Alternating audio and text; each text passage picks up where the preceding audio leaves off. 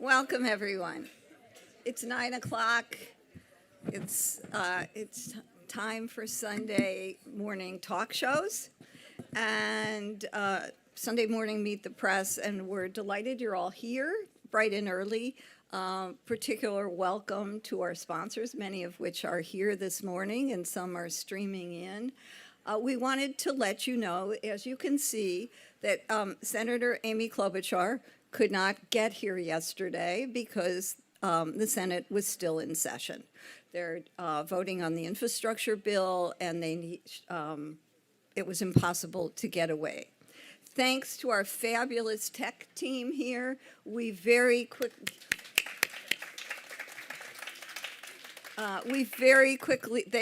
quickly pivoted and brought in the technology that we needed. And we've never done this before, so we're pushing ourselves to new heights to bring this to you via Zoom. And Cecilia Kang has very kindly agreed to remotely do the interview.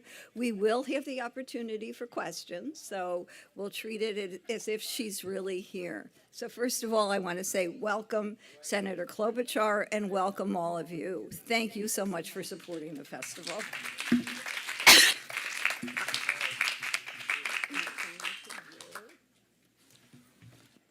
Again, another welcome to all of you, and a reminder that the books are available for sale. Senator Klobuchar's book is available for sale right in the book tent. And another reminder, a COVID reminder, that we're going to completely vacate the tent at the end of this session. So nothing left in here. You can come back to the next session right away. Taller than Sue Ellen. And so I want to begin by introducing our moderator, Cecilia Kang. She's a national technology correspondent for the New York Times who writes about regulatory issues such as privacy, cybersecurity, antitrust, and the digital divide. She spent 1 decade at the Washington Post as senior technology correspondent and began her career in Seoul, South Korea for Dow Jones. She won the George Polk Award, the Loeb Award, and Pulitzer finalist for coverage of Facebook in 2018. With fellow reporter Shira Frankel, she's written An Ugly Truth Inside Facebook's Battle for Domination, which is a wonderful book that I think I read. So, Senator Klobuchar, and welcome to you, and thank you for being here. She's come to represent pragmatism and civility in a time when it's rare. She's sponsored and co-sponsored 111 pieces of legislation that became law during her tenure in Congress, more than anyone else. A graduate of Yale and the University of Chicago Law School, she served as Minnesota's senior senator since 2007. She currently is chair of the Judiciary Subcommittee on Competition Policy, Antitrust, and Consumer Rights, as well as being chair of the Senate Rules Committee. If you ask her, or we're going to have a chance to ask her, what monopolies and antitrust policy have to do with our lives, her answer is simple: everything. In her book, which will be available in the book tent, Antitrust, Taking on Monopoly Power from the Gilded Age to the Digital Age, is an essential overview of the history of anti-monopoly sentiment in America. So thank you so much, and Cecilia will begin our session.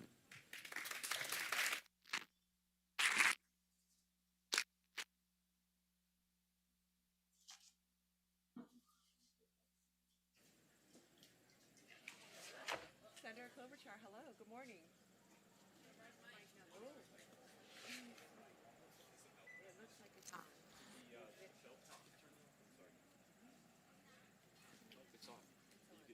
Hello. We'll make it happen, folks. Even if I have to write out the questions.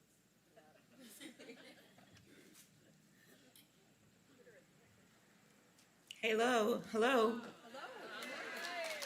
Can you guys hear me? Well, I hope you heard the big applause from the audience. You have a big group here who are eager to. Oh, she cannot hear, I think. Can't hear you. Okay, sure. They will start you off with no problem. Good morning, Senator Klobuchar. Can you hear me? Yes. Oh, terrific. Hey. Great success. Oh, yeah, thank you so much. Thank you so much. You cannot, I do not think you can see the great audience that has come together to hear you speak, even remotely, here in Martha's Vineyard. And we miss you on this beautiful day and this beautiful weekend in Martha's Vineyard, but you're doing important work there, so I think we all forgive you. Thank you. Thank you. And I picked this time of 9 a.m. Sunday to be very clear to the audience because I thought we will have to be done by then. But we were there late last night and we're continuing to negotiate behind the scenes. And I will predict this infrastructure package will be done by Okay. today or Monday or Tuesday. But as you know, we have some obstreperous people in the Senate. That's a kind word. And things go along. But I really wanted to join you. And I first just wanted to thank you, Cecilia. And Shira, I actually finished your book, The Ugly Truth, Oh, thank you. on the way back from Senator Enzi's funeral in Wyoming on Friday. And I really recommend it to all the members of the audience. It is absolutely an incredible way to look at what's happened over the last decade or so with Facebook and how we got where we are with rampant vaccine misinformation and foreign governments interfering in elections. So I highly recommend it to everyone. Well, thank you so much, Senator. I appreciate that. And if I could also now show the audience your book. This is quite a fast, engaging read of a very wonky, nerdy topic that I love, but I think is quite accessible to a general audience. So thank you also for your work. And let's get right to it because we know you're busy. Actually, I think you gave us some news. You think things are gonna pass. So thank you for giving me some news as well. Oh, yeah. Right. It's just as good as a Sunday show. Okay, we'll try to make it as lively. Well, let's start from the top. You know, you describe in the book that this is a moment. This is a moment where antitrust and concentration of power, corporate power in this instance, is so pronounced and so impossible to ignore. Describe what this moment is. And if you were to compare, because this book is really a look back in history, it goes back more than a century and looking at sort of the history of antitrust and how America has approached antitrust and how we've strayed so far from our restraint of corporate power since then. If you were to compare today to back then, who are the trusts of today as you think of this as the new Gilded Age? Are Mark Zuckerberg and Jeff Bezos the new Rockefellers and the Carnegies?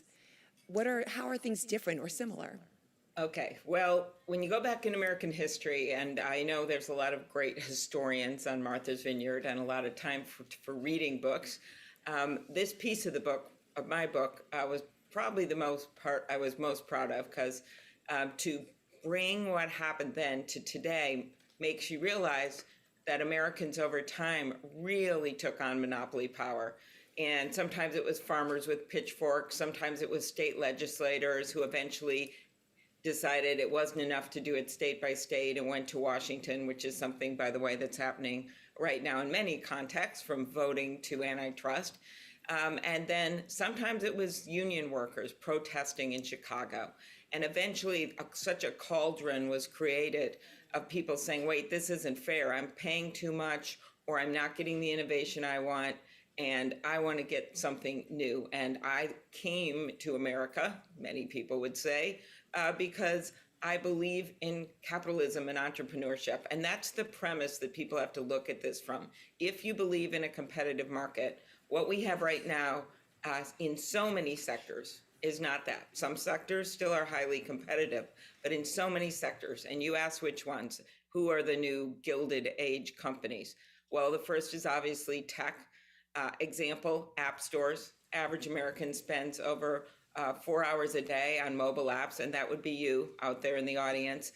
Yet all of the Apple app stores are, of course, owned by Apple. The non-Apple phones, those are owned by Google overwhelmingly. So what happens? Those are gateway dominant companies, and other companies have to do things like pay 30% of their revenues to get on there. Or you look at Google searches and how that works. So those are dominant companies that have way over 50% market share, and yet they just sit there controlling the markets. pharma has had a number of incidences of anti-competitive conduct. My whole book starts with my story, and maybe I'll let you ask another question. Actually, that's a great Yeah. next question. You came to this topic with a personal experience when you essentially took on a company called Ovation. Can you talk about that and how you got interested in this topic, and then maybe explain how antitrust is so much bigger than just a narrow field of law? Sure. It really is probably be better to call it competition policy. That's what they do in Europe. I hope we consider doing that. So I got involved when I was a brand new senator, and I had a call from a pharmacist in Minnesota, and they said this children's heart drug, it was called indomethacin. The price has gone up from less than $100 a treatment to $1,600 a treatment. And it treats newborn babies who have heart problems. It works really well. So I started looking into it all by myself, and I found out that one company had bought this drug, but they had also bought the only other drug, the competitor drug that was available to treat that heart condition. They had literally cornered the monopoly market, hit the monopoly jackpot, and then they just inflated the price by 10, 20 times. What happened then was I wrote a letter like a good senator. I asked why this happened. They wrote me back it was moving expenses because they had moved one company to another. That seemed kind of a hefty price for moving expenses. These doctors, hospitals all over the country started to get involved. They were paying millions each hospital more because the families couldn't afford it.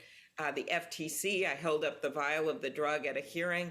Again, brand new senator, and Jonathan Leibowitz was the chair at the time of the FTC, and he said, "Oh, we'll take it on. We'll look at it." They brought a major suit, went to a Republican-appointed judge. She looked at the precedent from the Eighth Circuit, and they threw out the case.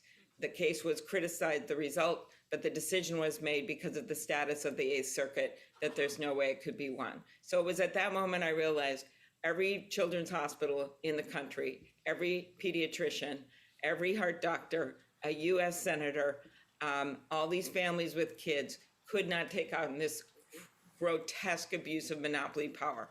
Did a generic eventually come on the market? Yeah, I think it was 5 or 6 years.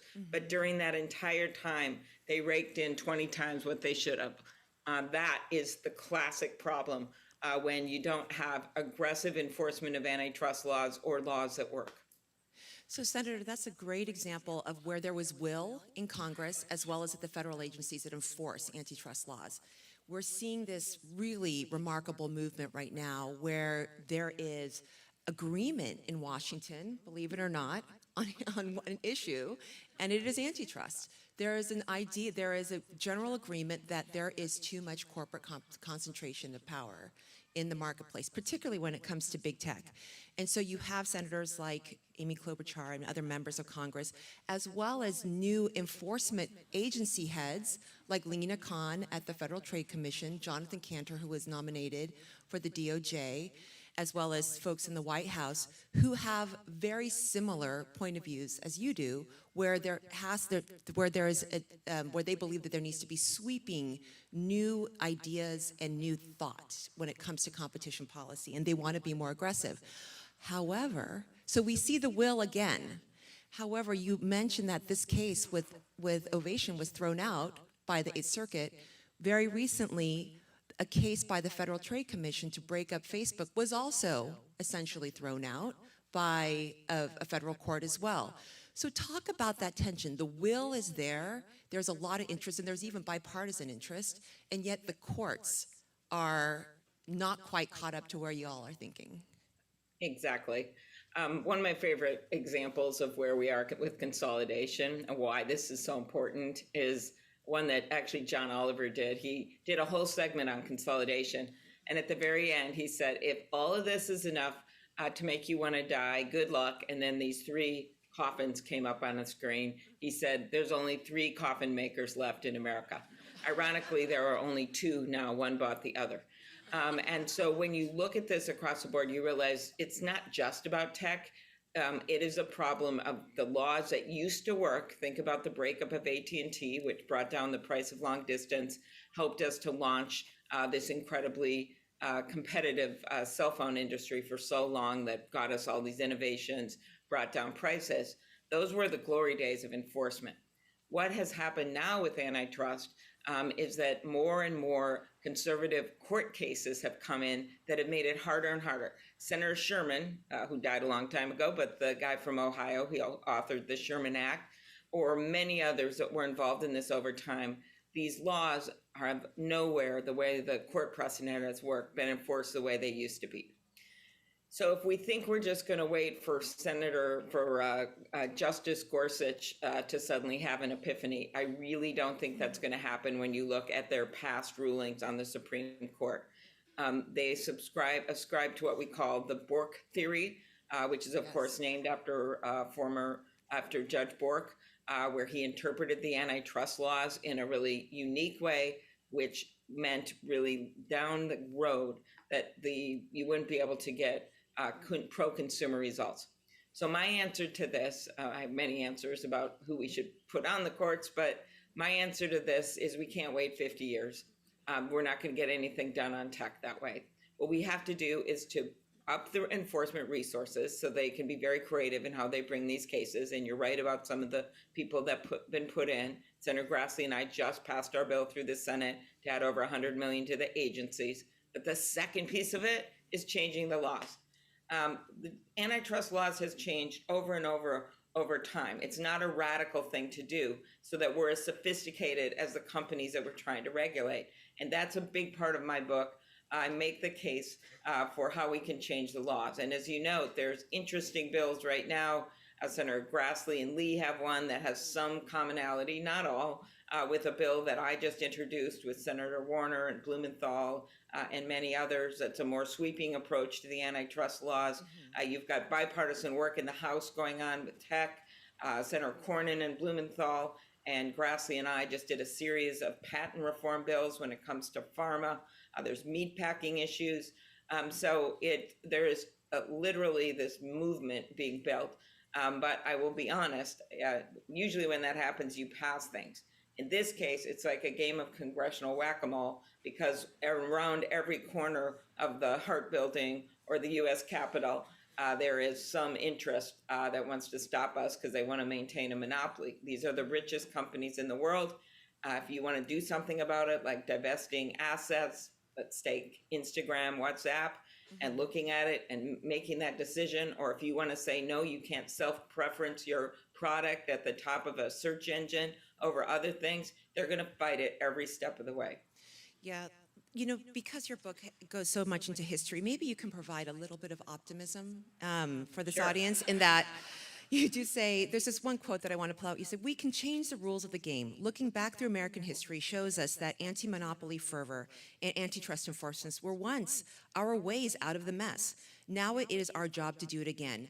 Can you talk a little bit of example in history where the nation was stuck, potentially, as it is now, and there was a way through, like a big enforcement decision, some sort of legislative change that people can look back to?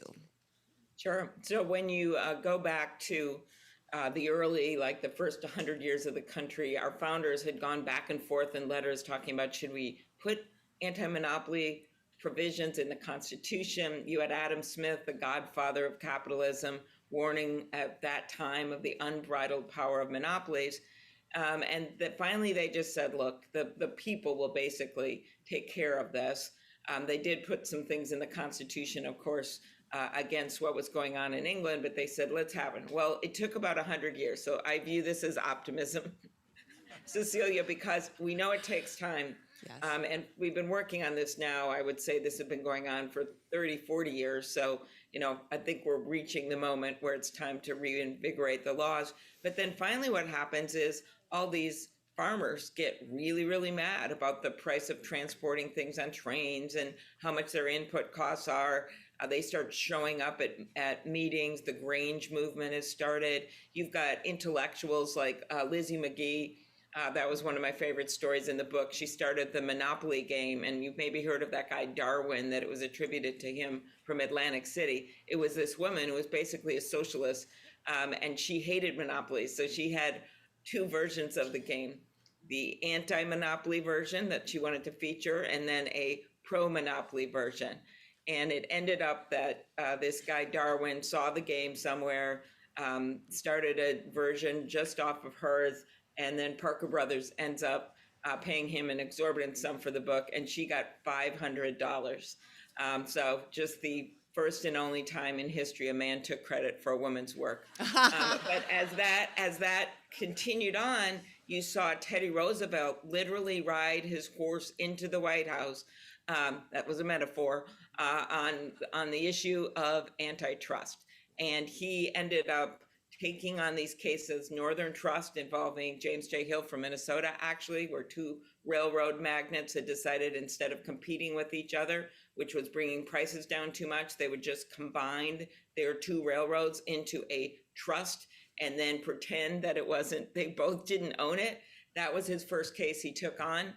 He won that case under the provisions of the Sherman Act, and then more bills were enacted to make it easier. And then you saw President Wilson, Taft, others take this on during the progressive era and continue that work to the breakup of Standard Oil on.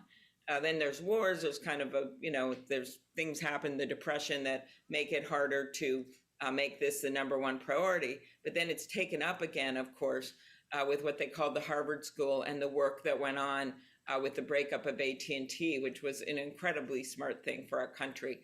So this has happened before. And you look at what's happening at our hearings in judiciary, incredibly bipartisan, about things like home technology and app stores and pharma and meat packing, where people are really looking for solutions right now.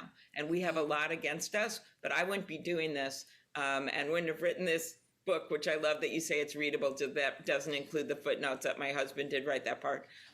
But I wouldn't have done it if I didn't think we could make progress. Absolutely. Senator Klobuchar, you did mention, when we talk about, you mentioned Bork, and we'll get to that, and this is related to that question. But pharma and the Ovation story is really illustrative. It explains, and it's so clear what the harm is.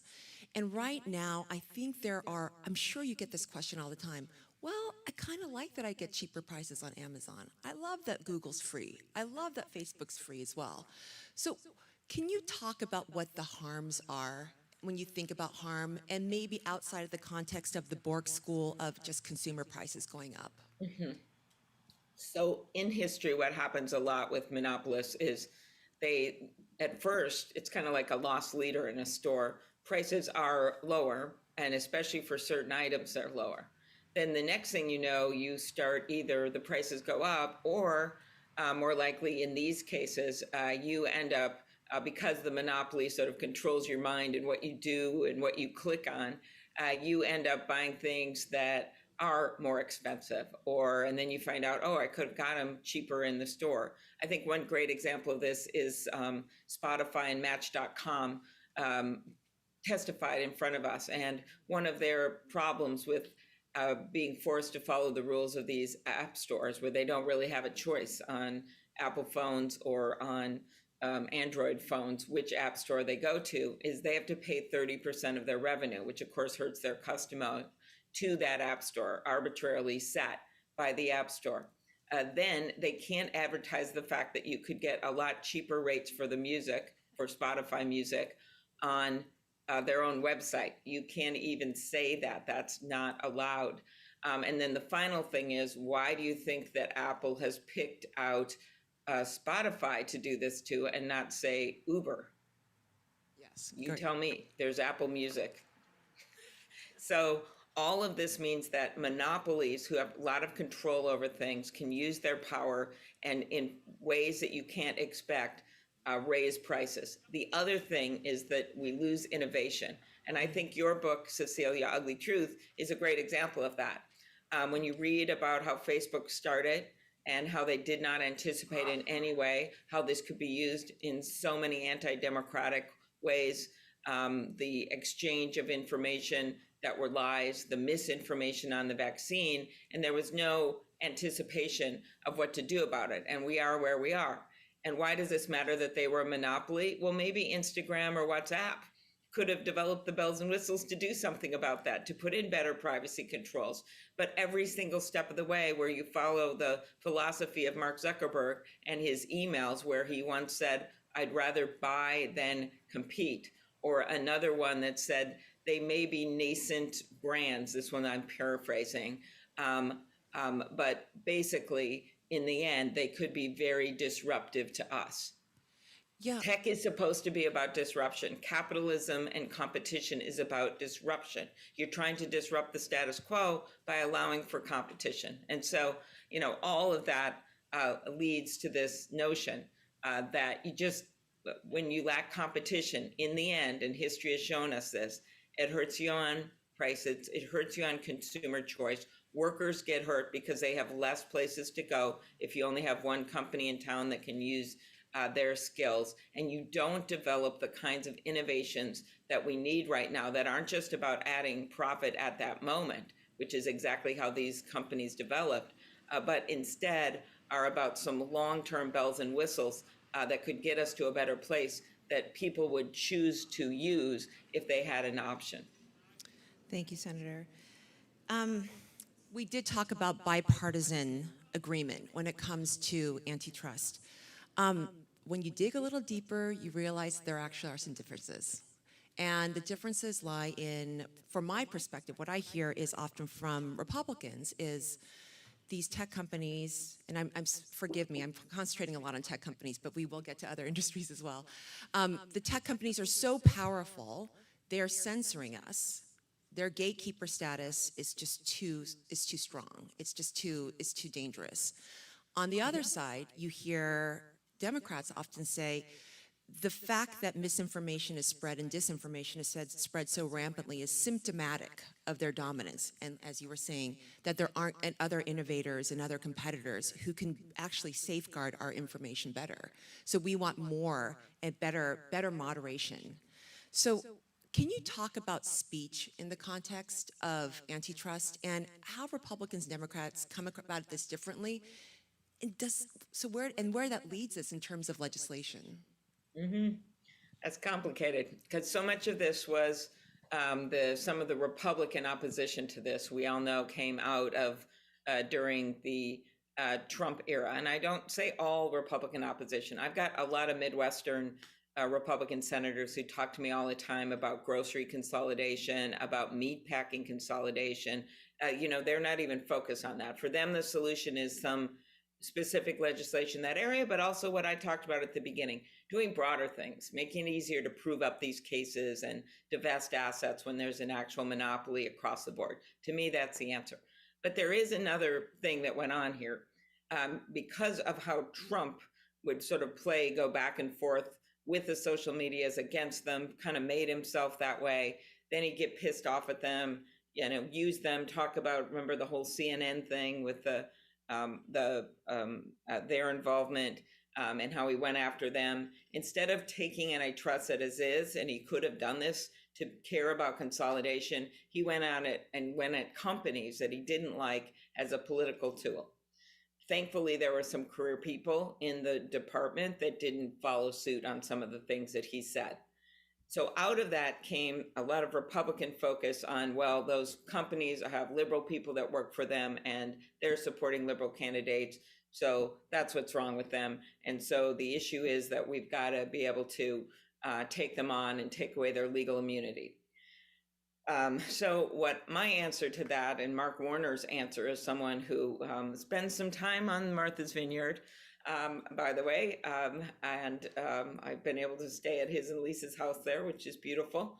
And he and I have taken this on more as a specific approach to look at things like when the social media platforms are basically putting on discriminatory conduct or misinformation on vaccines, that they shouldn't be able to have complete immunity for doing that. So free speech, people should be able to say what they want, yes. But as we all know, people can't yell fire in a crowded theater. That means trouble.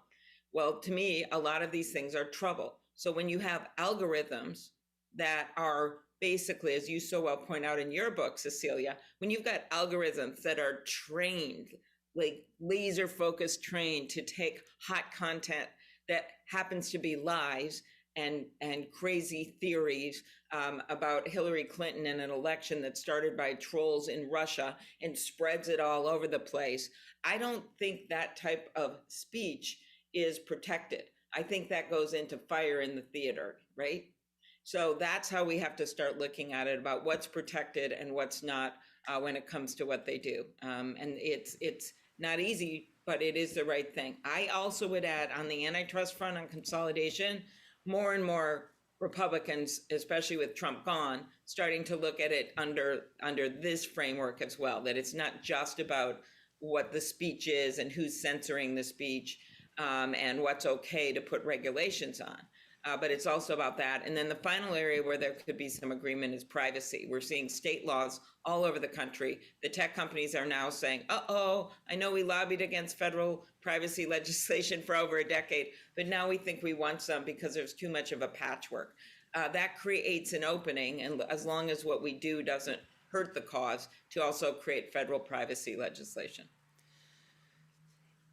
I'd like to ask you a little bit about the global picture and how competition policy in the U.S. potentially can affect our position compared to other countries. And no surprise, you hear that some of the people who do talk about concerns that, you know, if you break up Facebook, if you break up Big Pharma, if you do this, you're going to just help China get ahead.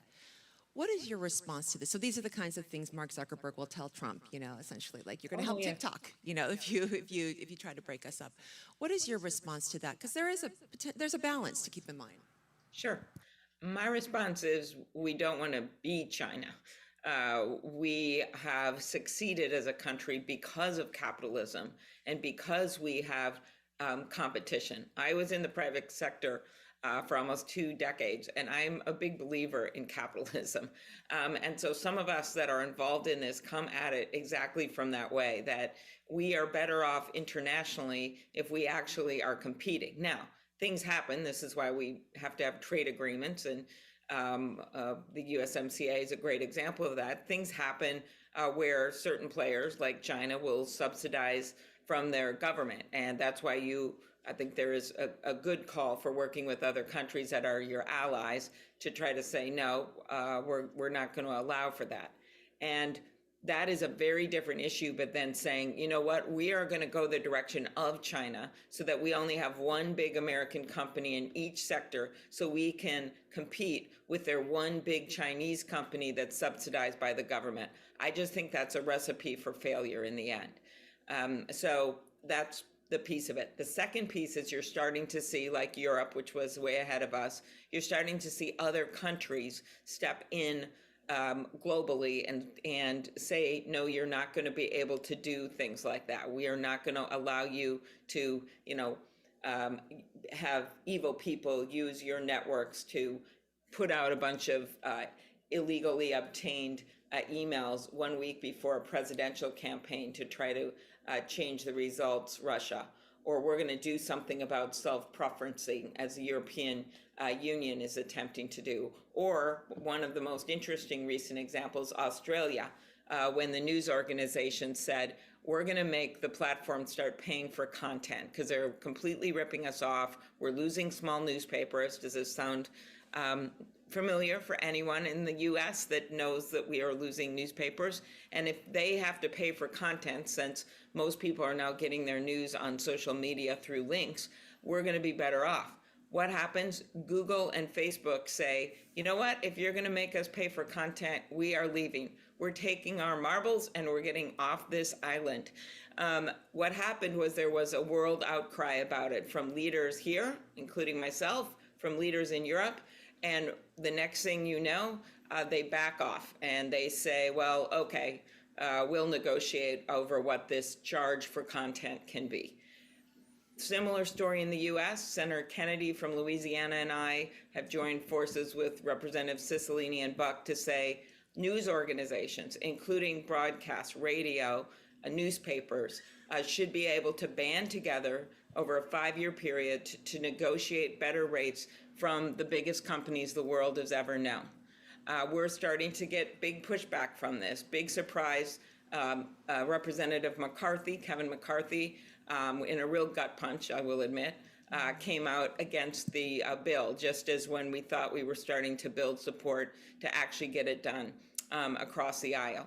As I said, we keep running into obstacles, but this is one, if we don't do something to make it easier for news organizations to continue to give us the content that's real news, we're going to have nothing left but Facebook's news feed, which is basically a bunch of stuff that just comes up that people are baited into looking at over and over again. So it's, we got to decide. This goes way beyond economic power. This is literally about our very democracy. Yes. As someone that stood there on that platform on the broken glass on January 6th, I can attest that if you don't do something about the truth on these platforms, you're going to literally start destroying democracies.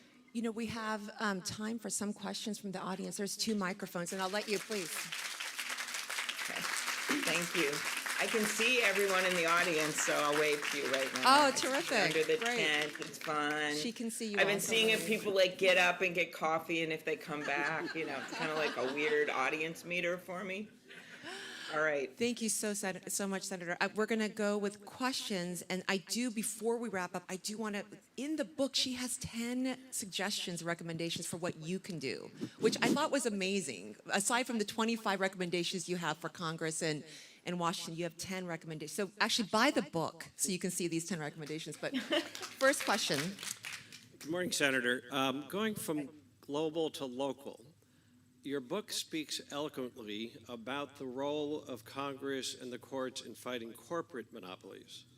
My question goes to the role of courts and Congress in fighting federal government monopolies. And let me give you the example. We're looking to rebuild the senior skilled nursing facility here in Martha's Vineyard for the aged. Average age 78, one woman's 107, 2/3 on Medicaid. We go to a federal agency, USDA, one you oversee. They give us a term sheet for $30 million and then turn to us and tell us, as a nonprofit, we have to come up with $60 million out of our pocket. To me, that's a clear example of abuse of a federal agency in a monopolistic position. You sit on the Oversight Committee. What is your thought about dealing with monopolistic overreaching of power among federal agencies? Okay, so when we talk about monopolies, we're really talking about monopolies in capitalism. So I feel your pain in terms of this seems outrageous when you're simply trying to build a senior center. But I think you need to look at it in a different framework. And that framework is, what can we do to help you to get through the USDA red tape, basically, to get to a better place, as opposed to an antitrust discussion. So what I will pledge to do is take this issue to your 2 senators, since, I got my own senior citizens in Minnesota I'm trying to help, who I will see on the Senate floor today, Senator Warren and Senator Markey, who I know both have spent time on Martha's Vineyard with the great citizens there, and see what they can do to help to work through the USDA. But it is not, a government agency is not the classic monopoly. A monopoly is when a private entity accumulates so much power, 70, 80% market power, so that no one can come in and compete. I think what you're dealing with here is some red tape and some requirements that have made it practically hard for you to do what you want to do. So let's figure out how we can get around. Secretary Vilsack. Appreciate your intervention. Right. Thank you very much. Okay, thank you. So that was an actionable item. Okay, we have another question here, please. Good morning. Thank you. I'm American, but I live in London. And one of the things that we really are very upset about is this worldwide tax on major companies, that they don't pay any. Google, Facebook,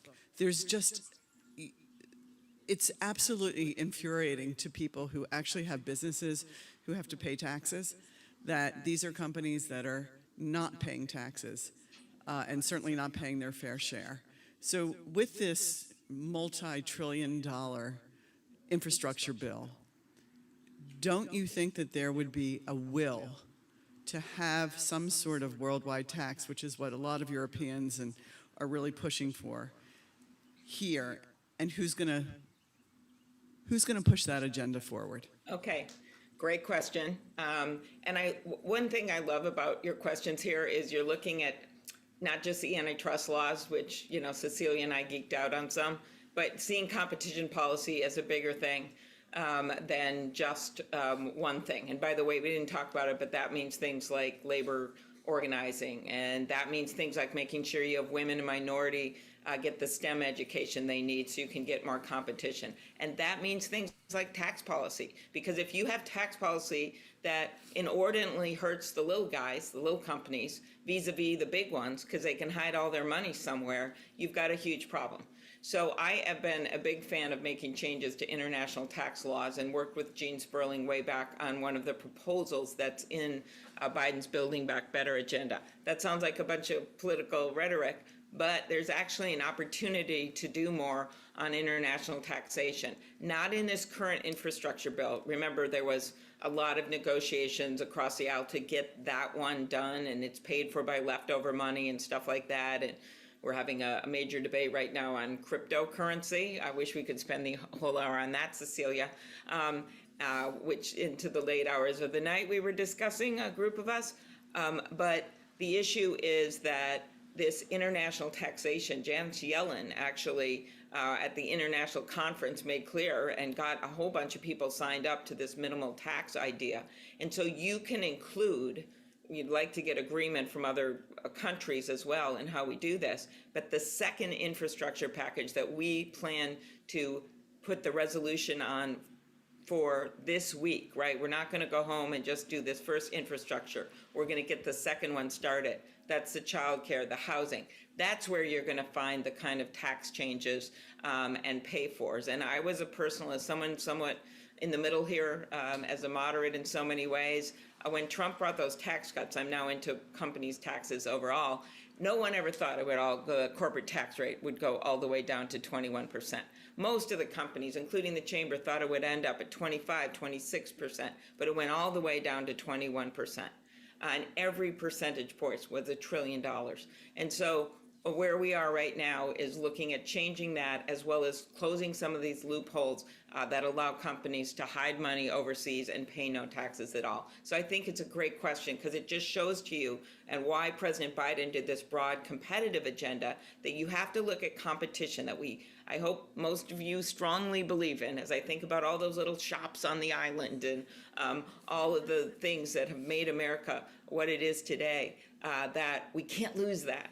And it is about antitrust law, but it's also about tax law and competition as a whole. Thank you, Senator.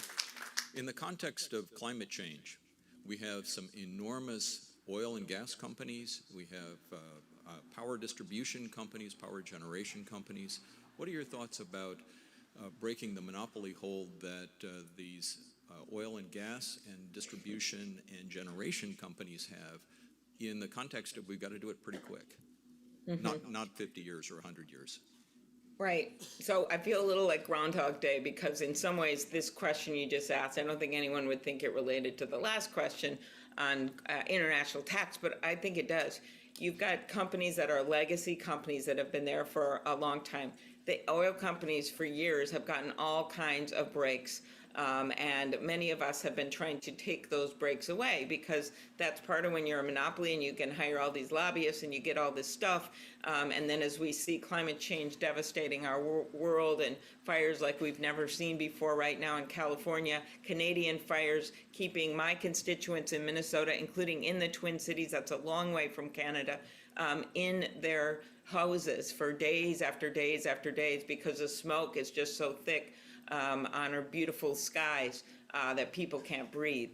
That is happening right now. And so the oil companies have been able to have what may not be always a classic monopoly situation. There's not just one, there's many, but they've been able to enjoy the riches of having what is basically better treatment compared to everyone else. And so what you see right now, which is very interesting, is the electric vehicle pieces, not only of what we're going to be doing next with infrastructure, but what's in this very bipartisan package right now is the beginning of putting the money into the electricity grid, as well as putting the money into charging stations that are going to create actual the ability for new industries to come up in a cost-effective way, right, that are good for climate change. That's what you've seen. We're constantly, as a state that has a lot of wind and solar, we always say we're the Saudi Arabia of wind, and so does North Dakota and Nebraska and all these states. But the point is, all of those pushbacks were getting at the status quo of fossil fuels. Even biofuels, and there'll be some disagreement in the tent, but so too bad you can't come up to me afterward. But biofuels there's been a study just out of Harvard showing how much better, especially cellulosic ethanol and biodiesel from soybeans and the like, also a competitor with oil, also something where we keep getting pushed and pushed by oil to make it harder for us to compete. So I just think a lot of this is policies, and we're looking at these policies in a way of you can't just let the existing status quo, which is making climate change worse, you can't give them all these bennies and perks and expect that we're going to see change. So all of that flows into putting, of course, what I would prefer, greenhouse gas standards. And to me, by the way, this gets to breaking up the filibuster, the worst monopoly of all, so that we can actually pass bills like climate change legislation that's meaningful. Right now, we're going to invest in good infrastructure. That's really important. But I think you actually need standards in place on greenhouse gases to get where we need to do. And I don't see us being able to do it without abolishing the filibuster, nor voting reform that I'm leading on, nor immigration reform that we need for the good of the economy.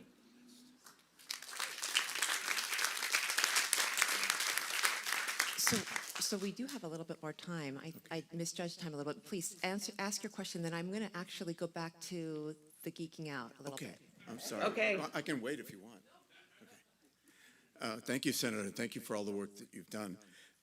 One of the challenges we have is the concentration of power, which is what you've been talking about all day and have worked your life on. What about the idea of a financial transfer tax, which would then allow some of the money that is being used on a daily basis to go back into all the infrastructure development and also begin to reduce the concentration of wealth, among people that really don't deserve, frankly, to have all that wealth? Mm-hmm. So that's something that I have always been open to looking at. I think you want to make sure that it doesn't hurt, small trading and people that I don't think are the ones you're talking about here. I also think one of the interesting things in antitrust along these lines, I'm now taking it out of your transaction tax idea. There's this professor at Harvard, Einar Elrich, who's looked at the consolidation of ownership, of stock ownership of major companies. So you'll have one owner, and actually he has since sold this stock, but Warren Buffett once was one of the majority owners in all three major airlines. And in any case, what this research showed is that when companies are owned by the same major shareholder, there also can be, and it kind of looks like the trusts of old, right? You're not going to see, and you did not see the kind of competition that we should have. Again, you have the problem of people investing in these major institutional investors, but it's something else that is a very difficult area in antitrust when it comes to when you kind of strip back everything to be looking at in the future. And they discuss that in the book and suggest that the government should start looking at this more seriously. All I know is I had a study in one of my bills for this, and it was the most thing I ever got lobbied on all year because people didn't even want it studied. So then I thought, wow, there must be something going on here. So I think there's a lot of things behind the curtain when it comes to the financial side of this. But honestly, right now, I am completely laser focused on trying to do something about what we're seeing with tech, with pharma, with some of the ag interests, and either combining some of the bills that I know are going to pass in this area, and then doing something more industry-wide to make it easier to bring these cases. Can you talk a little bit, Senator, about the limits of competition policy when it comes to big tech, in that specifically with breakups? So if, Facebook were to be broken up into Facebook, WhatsApp, and Instagram, you essentially have three companies with the same business model and the same amplification tools that put that misinformation at the top of the news feeds that you were just outlining. So what else needs to happen, or is that sufficient, breaking up the company? I think it's one of the remedies and that it should happen. A lot of people back during the Obama administration have now come forward, including Jean Sperling on an interview with Carr Swisher said on her podcast said, you know what, we should have been looking at these more carefully. So there was a whole series of acquisitions by the tech companies that has made for less competition. The reason that it wasn't looked at so carefully was at the time they seemed like they were just, as Mark Zuckerberg described them, nascent competitors that could be disruptive to us. And part of this is looking at, when you look at these, when the regulators look at this going forward, is trying to figure out exactly, the agencies trying to figure out what this means and what kind of competitors they would be and what the reason is these companies are buying them. So going forward, making some changes to how you look at these mergers, but when your question was about going backwards, and I do think that divesting assets, just as what happened with AT&T, where when the whole thing ended, their chairman said they actually came out of it a stronger company because they were forced to compete. That was divesting. You can call it a breakup, you can call it once. That was divesting. So my view is when you don't just have one company controlling everyone and you start having these different platforms, then you have the ability through the competitive system to be able to develop new standards when it comes to misinformation and the like. At the same time, I don't think that's the only thing you should do. I think you also have to put standards in place by the law, because we know not everyone's going to follow every standard.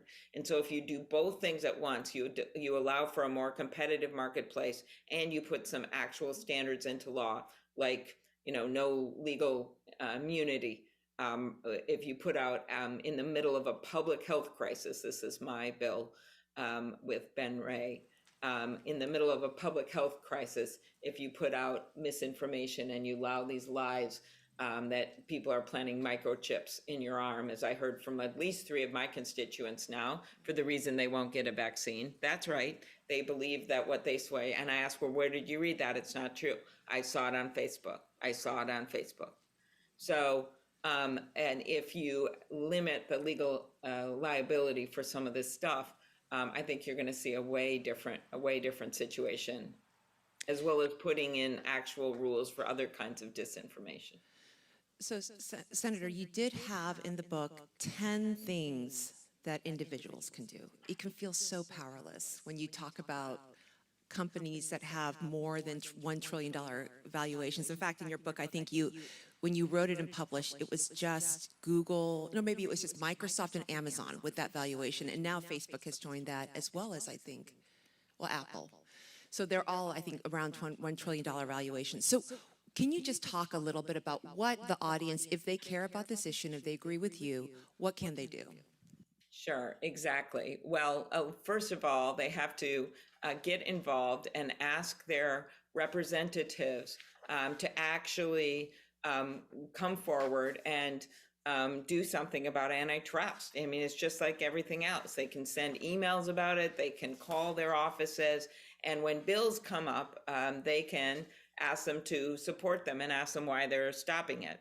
And I mentioned a few things here right now, including that bill to allow the newspapers to combine. And even people that'll be supportive, if you start bugging them about, I think this is really important, then they actually get more interested in doing it.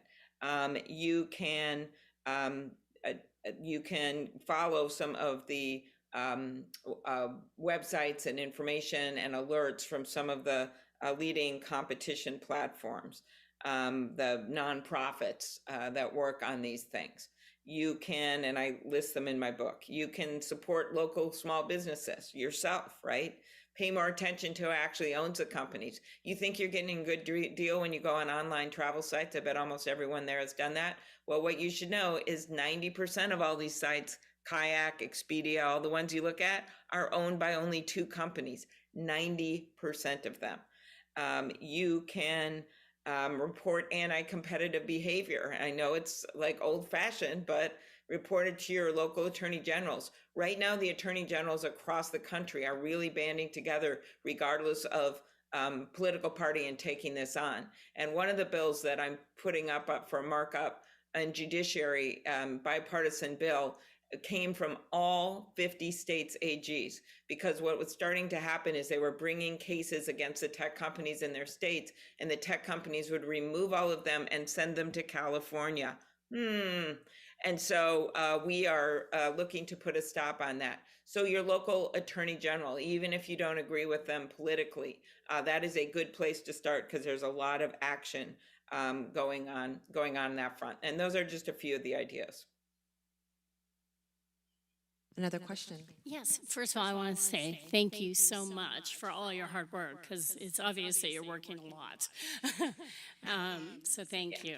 And I'm just wondering if you can talk a little bit about cryptocurrency. I know you touched on that, maybe you don't want to talk about it, but I have a 24-year-old who's very bullish on it, and I'm kind of curious what your thoughts are about it, because I know I've heard it's one of the worst things for our environment, for instance. Well, I think we are woefully behind, as just with antitrust, that the government should be as sophisticated as the people that are, either trying to make money or trying to hurt other people or whatever. And in this case, yes, cryptocurrency, exciting new field, but there's not been enough work in terms of how we're going to regulate it. I was talking last night to Senator Warren about this, and her point is that when people make stock transactions or the like, we have all kinds of things in place so that you know what they are. And those are rules in place. But now when it comes to cryptocurrency, you've got situations, I don't think we should be surprised that ransomware and some of these other hackers, when it comes to things like the recent Colonial Pipeline crime, were basically done with cryptocurrency. So all of this cries out for new coordination on the international scene and domestic scene, which you saw our Justice Department jump up and do the right thing there in that case. But you've also got to have, because you're going to see more and more of this, rules of the road of some kind when it comes to cryptocurrency. I've had so many financial people tell me that we are behind the 8 ball here when it comes to doing something on cryptocurrency. And we can just, people can just close their eyes and say, this is too hard to understand, so I'm not going to do anything. Well, that's exactly where we are with tech, and a bunch of people saying microchips are planted in their arms and the like. We need to get ahead of this and have some regulatory rules in place, of course, working with Secretary Yellen and Treasury on this front. And I think what happened, I made a oblique reference to this with the negotiations. There was part of the pay for this infrastructure bill was tracking some of this and requiring payments to be made like would be made for other transactions. Then Senator Wyden and Senator Toomey combined and said, no, we want to carve out all of this stuff so that they won't have to pay in certain circumstances. And then a lot of people in a very quick way over the last few days got themselves more educated when it came to crypto. So hopefully we work out something when it comes to this, so we're not making bad policy. And I personally am much more on the side of putting some rules of the road in place when it comes to cryptocurrency. Senator, thank you so much for your time, because we understand you have a lot of public service to do today with the vote. I think that we did put on a better show than Sunday morning TV. So thank you so much, Senator. And well, I hear everyone. I just want to thank everyone. I love going to Martha's Vineyard. I've taken numerous bike trips. The Democratic senators have gone there for events, and I have very fond memories of biking with Bernie Sanders with a basket on his bike, and Sheldon Whitehouse, and many others, and Mark Warner, who always had the coolest bike.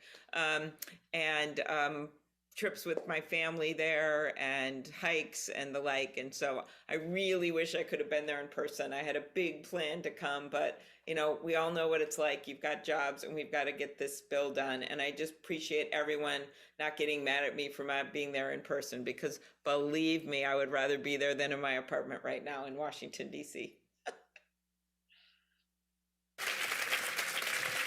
All right.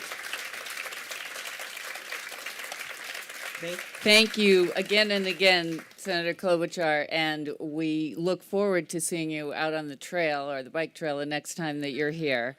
And Cecilia, thank you for an excellent interview. And Cecilia just gave a visual of the book that is for sale in the book tent. And so now I'm also going to let you know that right at this very moment in tent number 2, we're starting short stories, telling our stories with Disha Philo and Brandon Taylor, moderated by Geraldine Brooks. And this tent will reconvene at 10:15 with Heather McGee and Bliss Broyard. And as said, we need everybody to clear out all their things. No, keep saving your seat or anything. Thank you.